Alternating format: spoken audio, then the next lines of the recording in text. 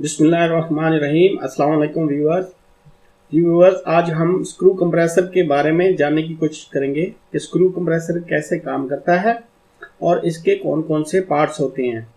जैसे कि पहले हम पिछली वीडियो में थोड़ा सा डिस्कस कर चुके हैं कि स्क्रू कंप्रेसर क्या है। स्क्रू कंप्रेसर जो है वो एक गैस कंप्रेसर की टाइप है जो एयर कंप्रेसर भी हो सकता है।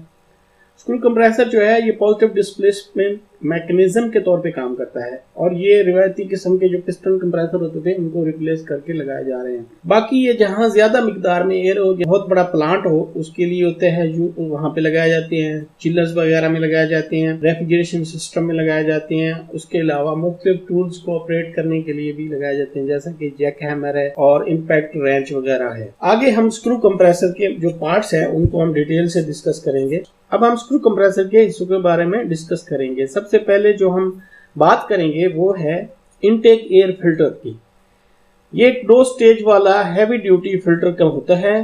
कंप्रेसर को भारी आलूदा माहौल में भी काम करने की इजाजत देता है, यानी जितना भी गर्द आलूद माहौल होगा फिल्टर कंप्रेसर को उससे महफूज रखेगा, चाहे सीमेंट फैक्ट्री हो या फिर माइनिंग इंडस्ट्री हो। आपको जैसे पता है कि सीमेंट और माइनिंग में बहुत ज्यादा डस्ट होती है।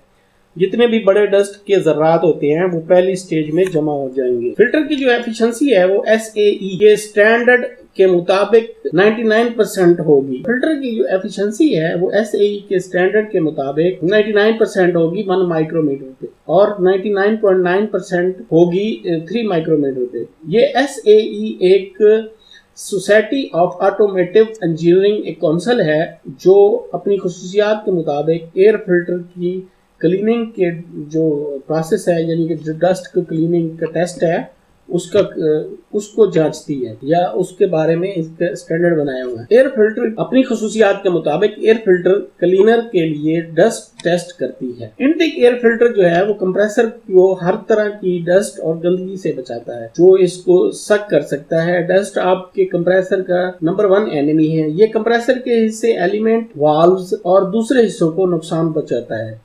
इसको हम साफ कैसे करते हैं? सबसे पहले कंप्रेसर को बंद करते हैं और ठंडा होने तक इस पर काम नहीं करते। इसके बाद कवर के स्क्रू खोलकर इसको उठा लेते हैं। इसके कवर की विजुअल इंस्पेक्शन करते हैं और कोई मसला मिले तो नोट कर लेते हैं।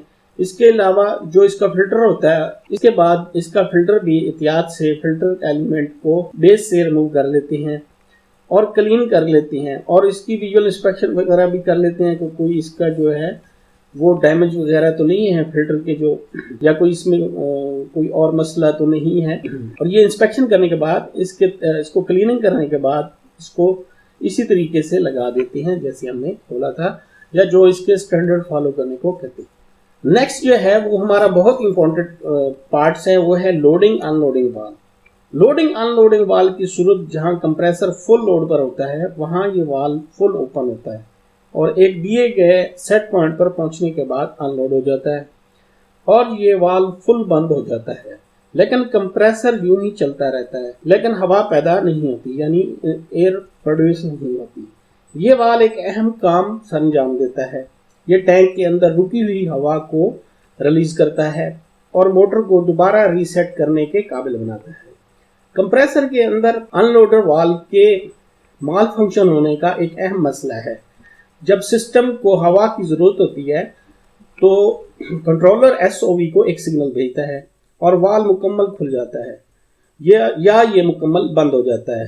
दरमियान में किसी हालत में नहीं होता क्योंकि ये लोड अनलोड है, तो इसलिए ये ऑन ऑफ वाल्व होता है। इसके बाद हमारा नेक्स्ट जो है वो पार्ट है वो है रोटर। मेरी नेक्स्ट वीडियो के लिए वेट करें और मेरे चैनल को सब्सक्राइब करें। अल्लाह हाफिज।